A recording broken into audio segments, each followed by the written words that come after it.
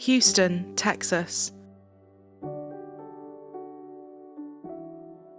Home to Sandra and Jim Melgar, who had been married for over 30 years and lived in a nice, quiet neighbourhood on Kelsey Meadows Court. Jim Melgar was born in Guatemala but immigrated to the United States when he was 3 years old. His family had decided to settle in Houston, where Sandra and her family lived. The two had met in school, with Sandra saying he was funny and charming, loving to make bad jokes and be a goofball. After weeks of him asking her out, she finally agreed to go ice skating with him, and they said the rest was history. They married in 1980, and Jim had started working as a computer programmer, and Sandra owned a medical billing and coding business. Both were very successful, but enjoyed a low-key life, their friends said.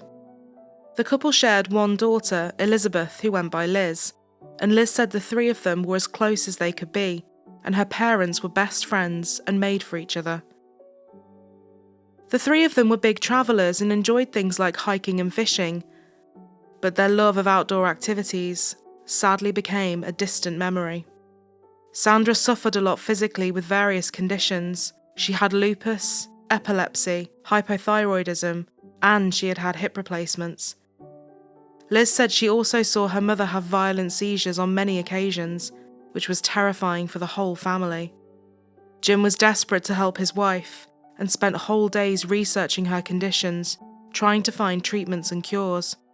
One of Sandra's friends said there were times that she didn't feel safe driving. She was afraid her seizures might come on, so she depended on him for a lot of day-to-day activities.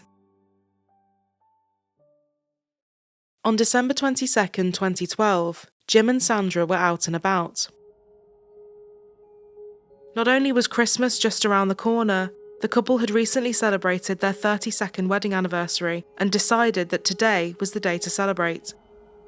They went out for dinner at their favourite Mexican restaurant. At around 9:30 p.m, Jim picked up some drink mixers at CVS. And sometime after, the couple arrived home. They made their drinks and snacks and spent some time in the jacuzzi in their bathroom. They talked about what they wanted to do with their future, whether they would sell their home or not, and whether they would hopefully travel one day. Jim was just 5 months away from retirement and was keen to make lots of plans to fill up his time. They also spoke about the following day. Jim's family were coming over for a small party to celebrate their anniversary and catch up before Christmas.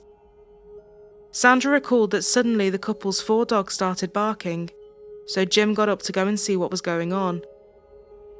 After about 15 minutes, he still wasn't back, but the dogs seemed quieter, so she decided to get out and start getting ready for bed, heading for the closet next to the bathroom. December 23rd, 2012, 7 a.m. One of the Melgar's neighbours noticed that the couple's garage door was open, which instantly struck him as odd. It didn't close all day, and no one went in or came out that anyone could see. At about 4:30 p.m, Jim's family arrived at the house for dinner. Herman, Jim's brother, knocked on the door, but was met with silence. Jim's black truck was parked in the driveway. As the garage door was still open, he could see Sandra's silver car parked inside. He went through the garage and entered the house that way, unlocking the front door for everyone else. Inside, they called out for Sandra and Jim, but it was painfully quiet. Herman said all the blinds were still closed, the house felt stuffy, and there was a strange heaviness to it. The couple's dogs then started barking, and Herman's daughter turned to her dad and said, "Something doesn't feel right." The family tentatively started making their way through the home, calling out as they went. Suddenly, Herman heard Sandra's muffled voice coming from upstairs.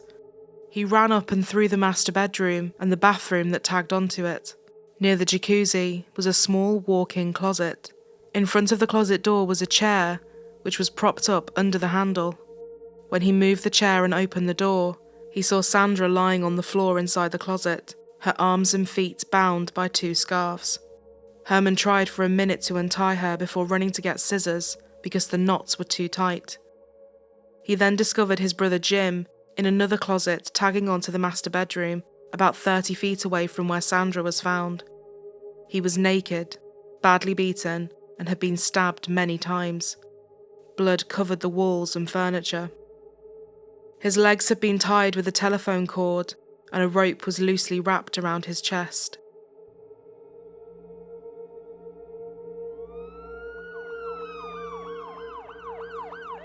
Just before 5 p.m, authorities were on scene. But just 2 minutes after they arrived, 52-year-old Jim Melgar was pronounced dead. He had more than 50 injuries in total and was covered in defensive wounds on his hands and arms, including 31 knife wounds.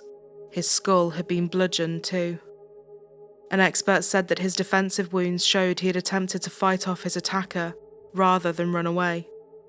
Through tears, Sandra told the paramedic that she last remembered it being about 1 a.m, and after that, her mind was totally blank. She said she had no idea that 15 hours had passed, but as she had woken up with soiled underwear, she knew it must have been a significant period of time. As authorities started moving through the home, which was now a major crime scene, they saw that drawers had been pulled open. Jewellery boxes had been gone through, and there was a wallet and a purse out and on the bed. Sandra and Jim's daughter Liz said there were prescription pills missing and a TV from one of the bedrooms. Despite the state of the home and what she said, nothing was listed as missing or stolen in the police reports. Inside the jacuzzi was a white blouse and a kitchen knife they determined to be the murder weapon. Police also found Jim's loaded gun in the closet where he had been found, and the couple's safe, which was still locked, but had blood on the handle. Sandra said that her head was pounding and her body was aching, as if she had had a seizure, a feeling she said she knew all too well. She was checked over, but they found no signs of her head being hit. They couldn't find any significant marks or abrasions to her arms or hands either, something the police found a little odd, given how tight the knots were and how long she would have been tied up. A bizarre murder has a northwest Harris County neighborhood on edge this Christmas Eve. A couple celebrating a wedding anniversary found tied up in separate closets. The husband had been stabbed to death. Tonight, investigators have plenty of questions about this, and it happened, as we see on this map, at a home on Kelsey Meadows Court and Village Terrace. And that's where Local 2's Andy Sirota is joining us live with the latest on this story. Andy? Bill, residents in this quiet community still baffled over a bizarre mystery involving two of their neighbors. Like police, they too have so many questions. We're just trying to get a statement. Sandra Melgar sought comfort today in the arms of a friend in the wake of her husband's bizarre murder.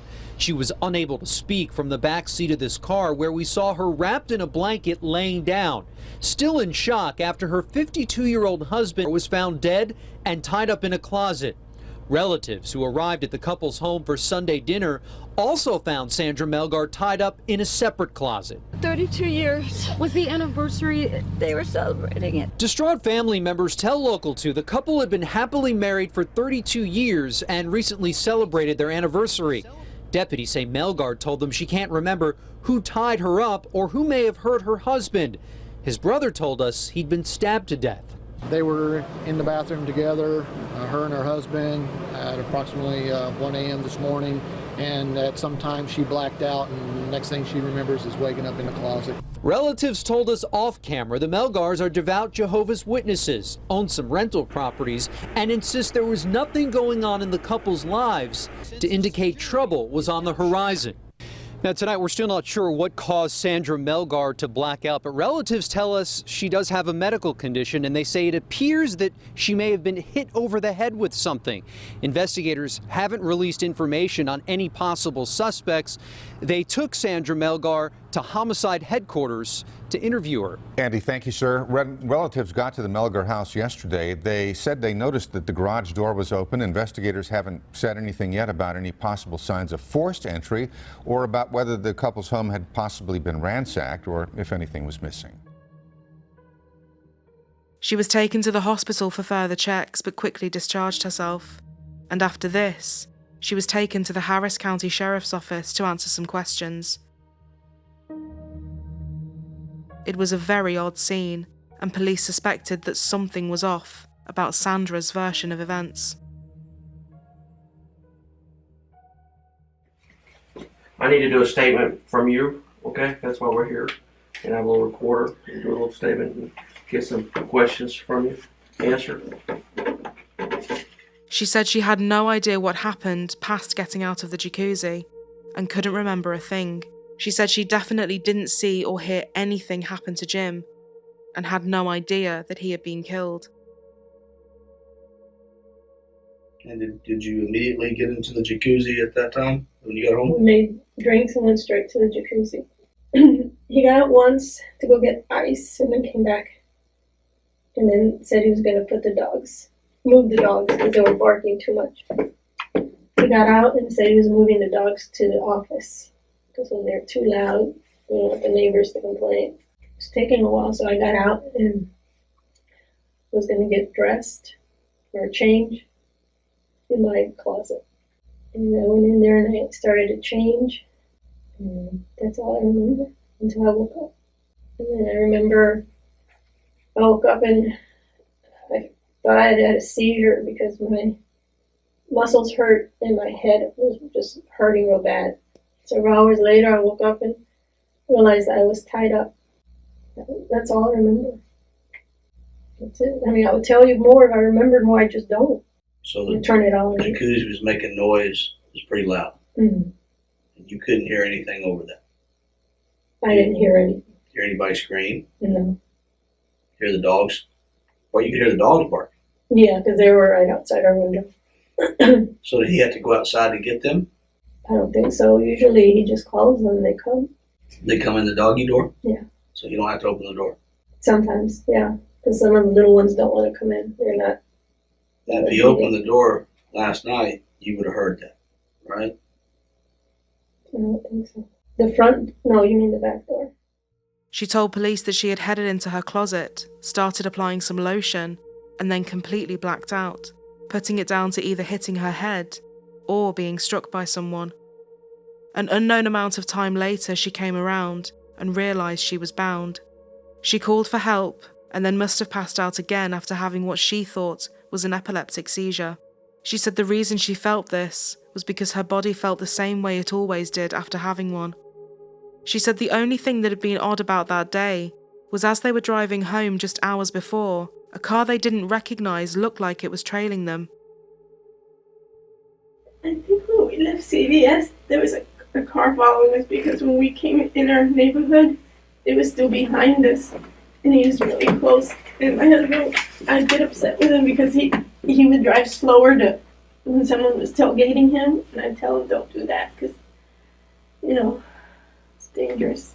But the guy turned left, and we turned right, and so we thought it was just coincidence. And I keep trying to remember. But investigators were still dubious about her story. They couldn't understand how she hadn't seen or heard anything, especially given how violent the scene was and how loud Jim likely would have been.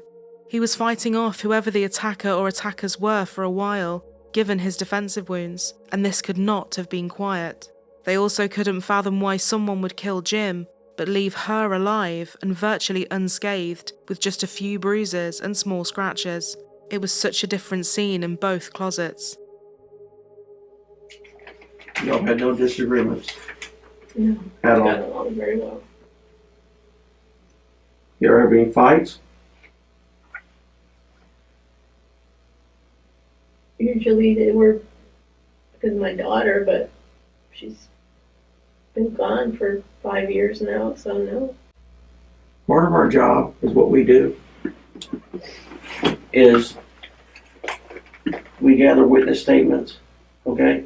We also search for video cameras, okay? And a couple of your neighbors had video cameras and wanted to get your house pretty well, okay? Your front door was locked, your back door was locked. Nobody came in through the garage, okay? We work hundreds and hundreds of murders. Sometimes We weren't cold-blooded killers that just on the street that would just kill somebody for nothing. Then sometimes we murders that they're in an argument and something happens. Okay, there's two different types of people. At one point, Sandra said she thought she needed to talk to a lawyer, given the way the questions were going, but the interview continued on. Because if you argue with somebody and you lose it, your temper and an argument happens. That's not what happened. That's not what happened. And I think I'm going to stop talking now because I think I'm going to need a lawyer because I know how this works. I hurt all over and my head hurts. How often do you have seizures like that?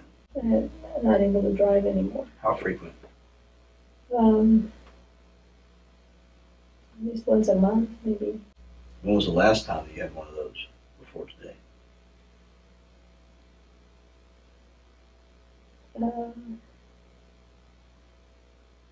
About a month ago.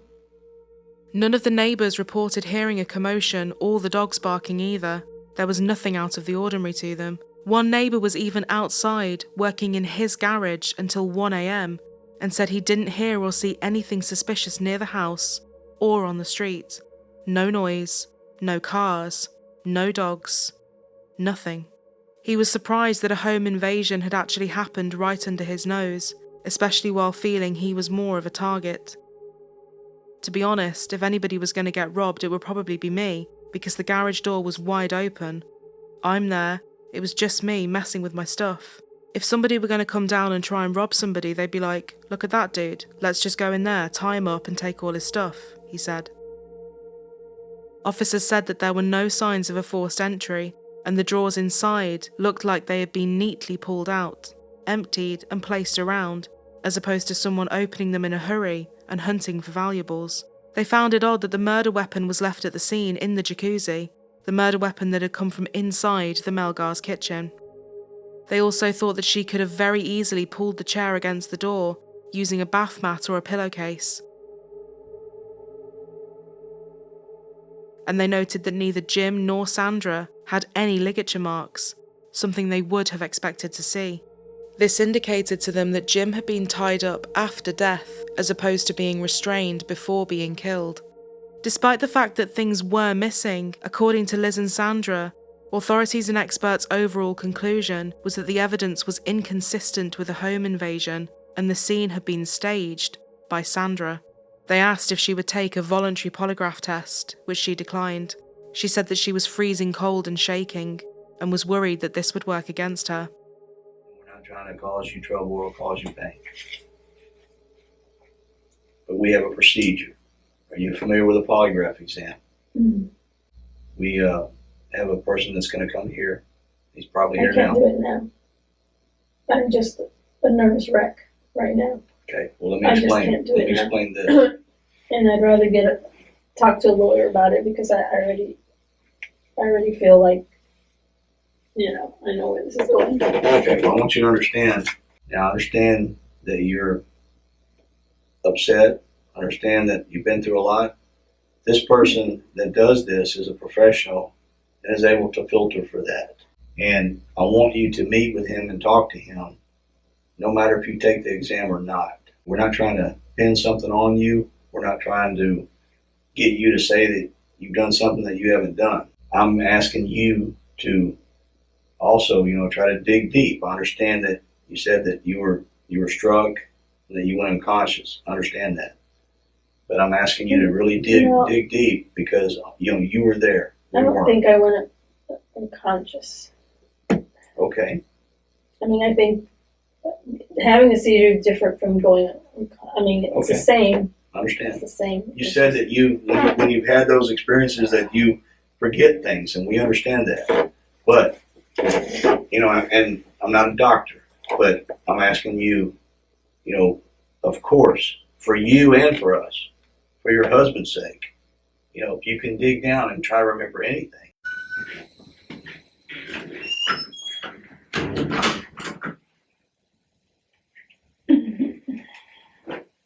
How you feeling? Freezing. How did the meeting go? Guess okay. Did you take the polygraph? No. How come? I needed to wait because I'm just too shaky right now. You know, something I want you to understand is that we go to all extremes. You know, we don't quit.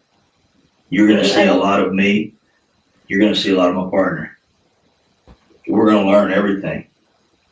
But I hope you're looking somewhere else too, because it's not me. We're processing this. You're seeing your house too. And you know, we didn't just walk into this ball game yesterday. I did ask you to take a polygraph test. Yes. I did.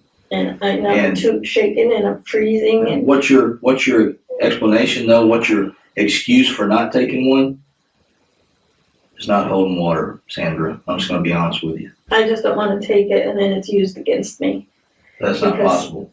Yeah, it is. It is. Those are not even admissible in court. What do you think should happen to the person that, if we catch that did this to your husband, what do you think his punishment or her punishment should be? Do you think they should get a second chance? No.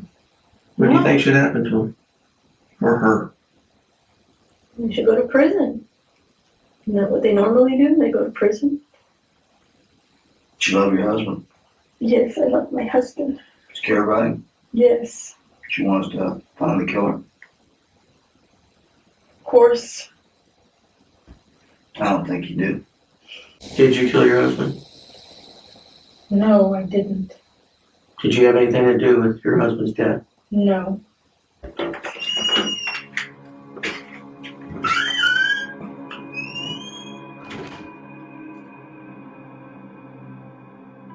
Detectives had made their mind up about what had happened that night, and on December 24th, they called the Harris County District Attorney's Office, requesting to file murder charges against Sandra Melgar, but the DA's office declined, saying there was a lack of evidence.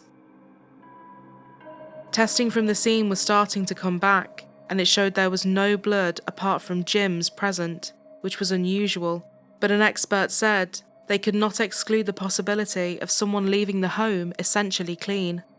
There were male and female DNA profiles discovered on some door handles, dresser drawers, the handle to the safe, and the scarves that had been tied around Sandra.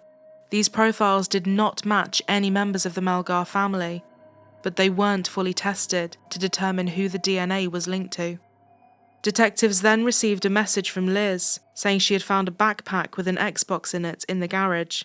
She said the only explanation for this was someone had bagged it up to steal it and then dropped it or left it on the way out. An unknown female DNA profile came back on this as well. A few days later, someone called in with a tip, saying after thinking about that night long and hard, they had recalled something. They said they had seen a man acting strangely around the neighbourhood that night. It turned out that this man was Chad Sullivan, a convicted thief, who was just out of prison on assault charges. Although police knocked on his door twice to talk to him and left a card asking him to get in contact, he never responded, never opened the door, and thus, he was never questioned. A few weeks later, Sandra said her memory was finally starting to come back in bits and pieces, and she had a flashback to a young Hispanic woman in the closet, talking to someone behind her that Sandra couldn't see, but investigators were still not convinced. They carried on building their case against Sandra over the next 18 months, believing that it just didn't add up, didn't make sense, and didn't seem plausible for this to have been a robbery gone wrong. In the summer of 2014, almost 2 years after Jim was killed, Sandra Melgar was indicted on first-degree murder charges.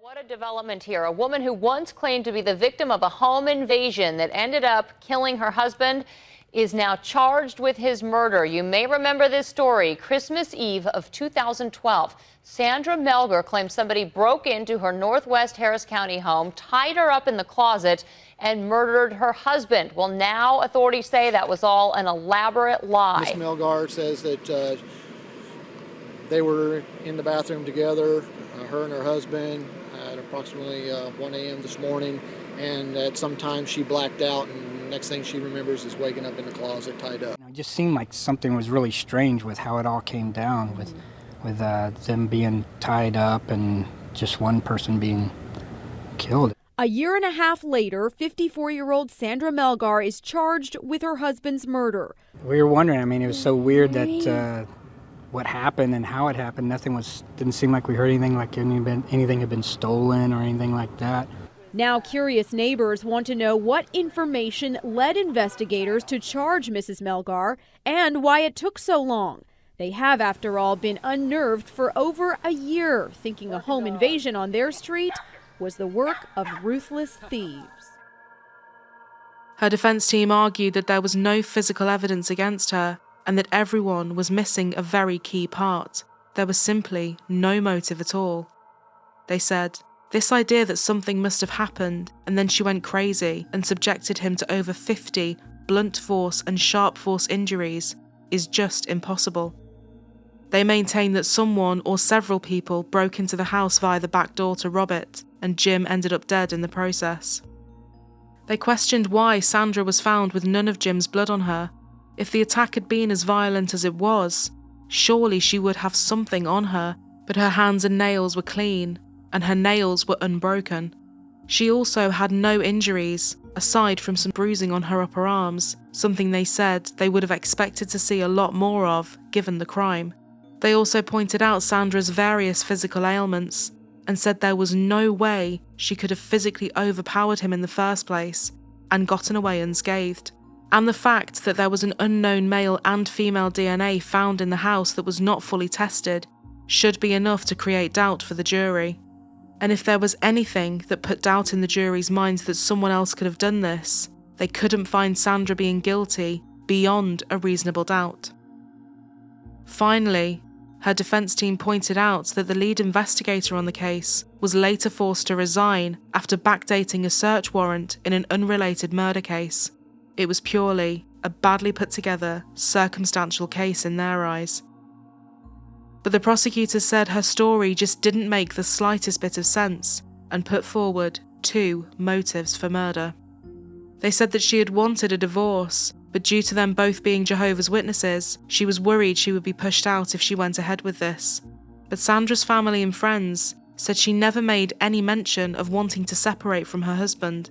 The second motive pointed to the $250,000 life insurance policy that Jim had, which Sandra would have benefited from. They claimed that it was entirely possible that Sandra had tied Jim up before he was stabbed, perhaps positioning it as some sort of sex game, or she stabbed and bludgeoned him before he was tied up, hence the reason the knots were only loose, as they weren't needed to actually restrain him. She then spent time staging the scene, finishing with tying her hands and feet.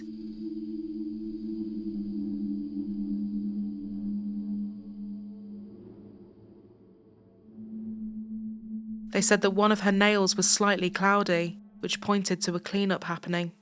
Celestina Rossi, a blood spatter analyst and crime scene reconstructionist, testified for the prosecution. She said that in her experience, the crime scene didn't match that of a home invasion.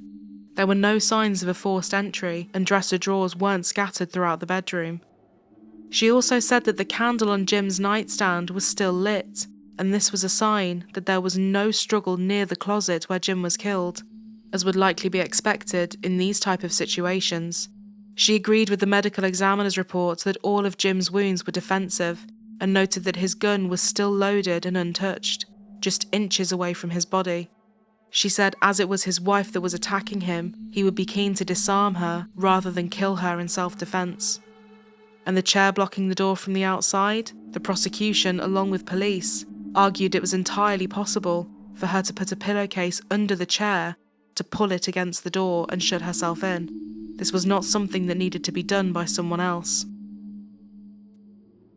Closing arguments have just wrapped up in the case against a woman accused of murdering her husband and then trying to cover it up. Channel 2's Lee Ferlisi is joining us live downtown with what we're learning from the courtroom as we wait for a verdict in this case. Lee? Yes, Bill. Well, the prosecutor arguing very strongly that Sandra Melgar did murder her husband. The defense saying there was shoddy detective work and the evidence just does not add up. Now it's up to the jury. Sandra Melgar's fate lies in their hands. Thank you. Closing arguments began this afternoon. You guys saw the photos. You saw all the wounds that he had, the 13 stab wounds, all the other wounds that he had in his body and his head. Certainly that person intended to kill him, or that person certainly intended to cause serious bodily injury, which resulted in death. We've proven all of those things. In the Sandra Melgar case, there's no physical evidence in this case that points to her at all. The prosecution graphically painting a picture from their case. And while he isn't looking, she makes a strike straight up all the way to his neck. That's what that first strike is. Jamie, of course, gets up to try and defend himself, turns around, and that's when she gets him on the thumb. And that's when the blood starts spurting out onto the chair. The defense criticizing shoddy detective work and saying the evidence is just not there. Look at what remains. No broken nails, no problems with the hands, no bruising here where you would expect it if a knife was used. So the jury is expected to deliberate for only a few more minutes until about 5:15. Then they'll be back at it again tomorrow morning. We're live at the Harris County Criminal Courthouse. Lee Ferlisi, KPRC, Channel 2 News. In August 2017, a jury spent 8 hours deliberating. On the first day, they were split down the middle in their decisions. But on the second day, they had reached a verdict.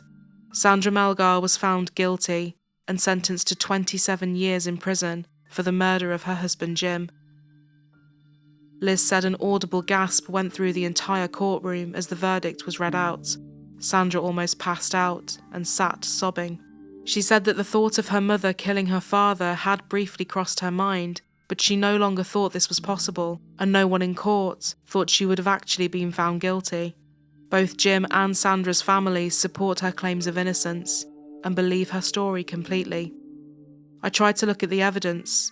I tried to be unbiased about it, which is difficult because these are my parents. In the end, I still want justice for my dad. I want to know who did this, and it was not my mother. I know that she did not do this. I'm going to continue to fight until we can prove that, Liz said. The prosecution were happy with the result and the sentence given and said, she told a story that didn't make sense, it didn't add up, and the jury didn't believe it.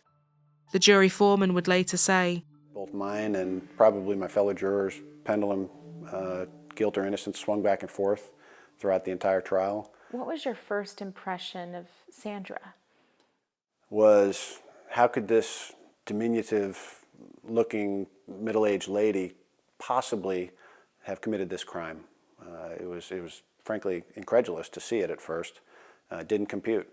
I didn't think she could have done it at first. One, I'll say the prosecutor's testimony, right? It all made sense. Now, was it absolutely provable? No, but it's the only thing that made sense. During the trial, the prosecution had acquired all the medical records and showed and just listed the dates up there and everything else for doctor's visits, no seizure, no seizure, no seizure, getting better, that kind of stuff. We watched almost all the police video over again during deliberations, and that's what brought the other people over until we had a unanimous verdict. A couple of months later, Sandra's team filed an appeal requesting a retrial. This was denied. New at 6, a celebrity defense attorney is taking on the case of a Houston woman convicted of murdering her husband, Kathleen Zellner, who was featured in the Netflix. In 2018, famed defense attorney Kathleen Zellner announced she would be taking the case to help Sandra, believing in her innocence. Kathleen Zellner has helped exonerate 19 people who were wrongfully convicted and garnered major attention from the Netflix series Making a Murderer, when she started working with Stephen Avery after he was convicted of the 2005 murder of Teresa Halbach.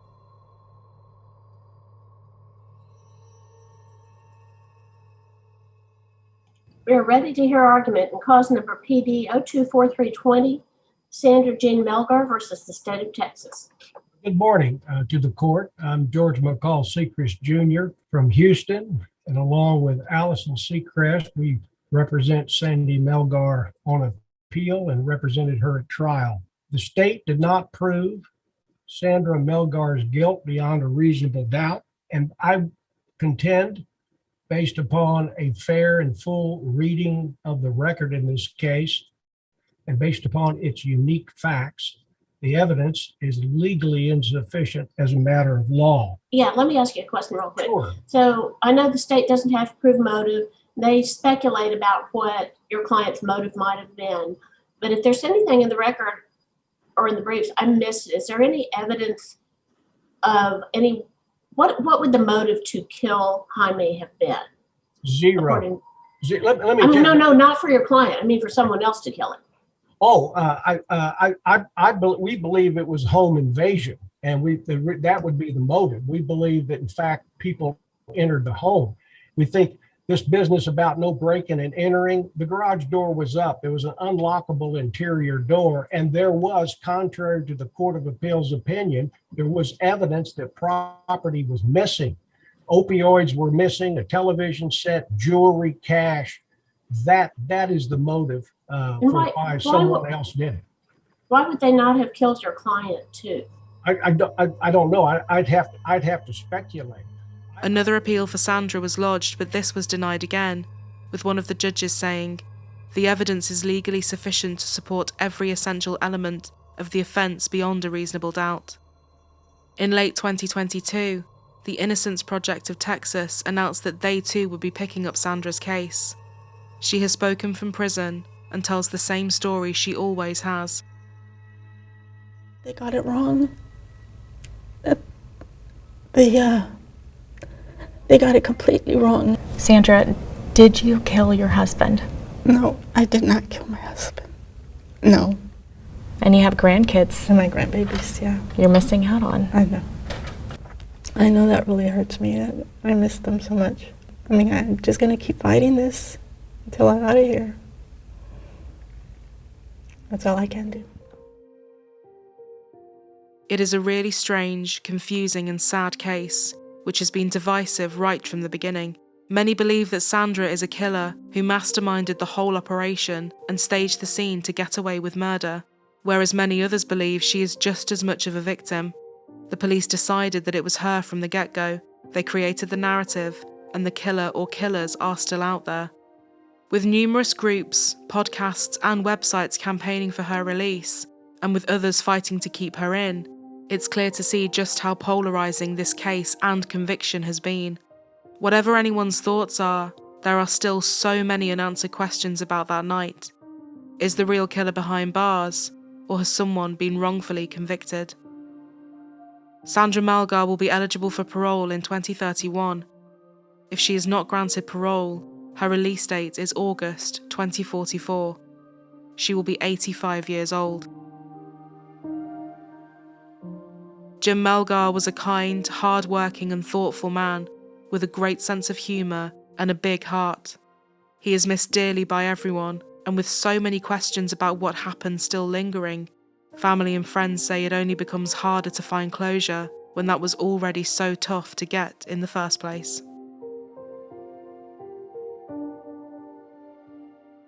We are so grateful to all of our viewers and all of our patrons, and we'd love you to consider joining our little community over on Patreon. It supports us as a channel, and we couldn't be more appreciative of anyone that does so. It also gives you behind the scenes, extra episodes, and early ad-free access.